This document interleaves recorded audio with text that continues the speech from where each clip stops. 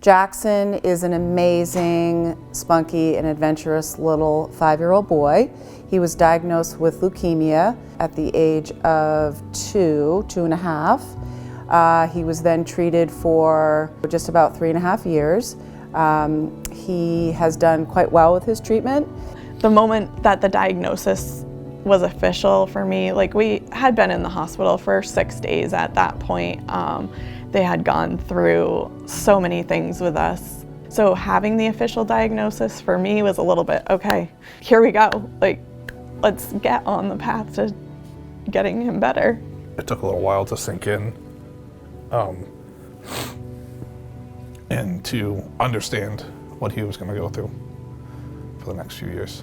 When Jackson was 2, before he was diagnosed, we took him to the Boston Aquarium for his birthday.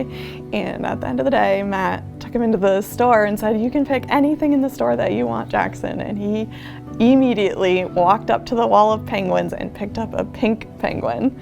And that was what... I even tried to convince him. I'm like, "Do you want a regular black penguin?" "Nope, I want the pink penguin, Dada." I'm like, "Okay." Because everybody commented on his penguin, and that was like a talking point for everybody with him, and a way that doctors, nurses, anesthesiologists, everybody could come down to his level and connect with him. His love for penguins just grew and grew and grew. We start talking about the wish maybe year 2, and in Jackson's case, his treatment was 3.5 years, give or take a few months.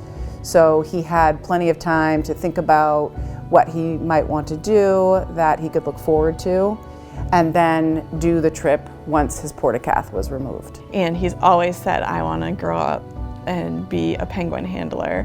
The word penguin handler came out of my mouth, and I think Mackenzie was like, light bulb.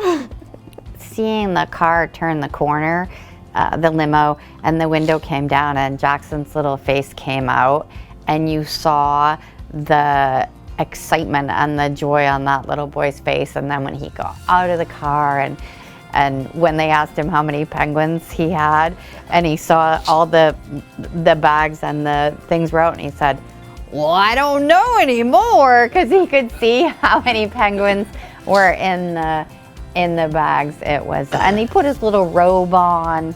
The car ride down to Connecticut was long, because every 15 minutes he asked when he was going to get there. It's a 3.5-hour drive.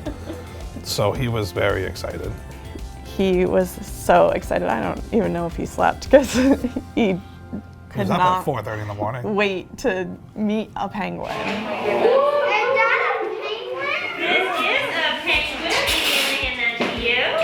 What's his name? Now his name is Green Red, and the way You could see the excitement on his face, but he was very just like, "Can I touch him now?" Like, so, but as it was happening, I mean, it was just amazing. When he was touching the penguin, Mom was sitting next to him. He goes, Mom, pinch me, is this real?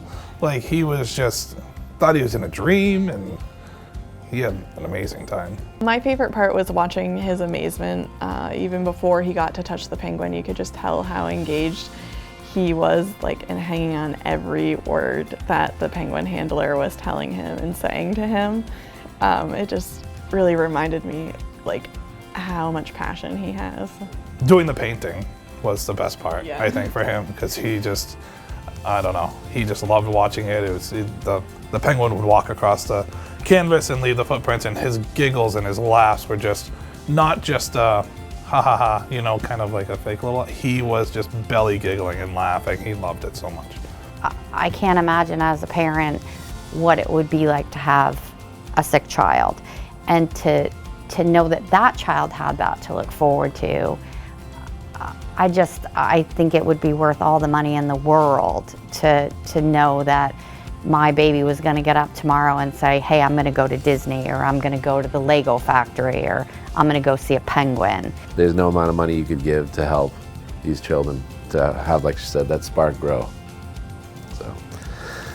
So I kind of think about it all year when I'm having a bad day. It doesn't even compare to these children, so. It is entirely therapeutic for our patients and families to have a Make-A-Wish, and I have seen it completely change people's lives. Every part of this journey that we went on for 3+ years impacted our lives in such a huge way. And having Jackson have the Make-A-Wish experience, especially the way that it fell for us, where it was at the end of his treatment, was not only something to look forward to throughout the treatment, but was just the best way to wrap it up and remind ourselves that we made it.